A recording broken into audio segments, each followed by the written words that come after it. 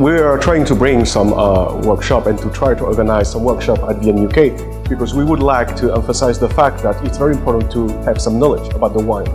Wine industry is rising in Vietnam, by extension in Da Nang now, and we would be able to provide some knowledge to our students at VNUK.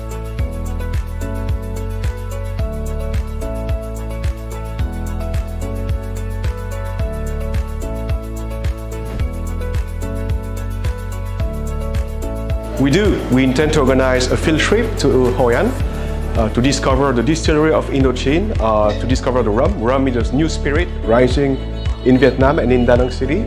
We also intend to organize a workshop dealing with chocolate and another workshop dealing with mixology, bar and barista.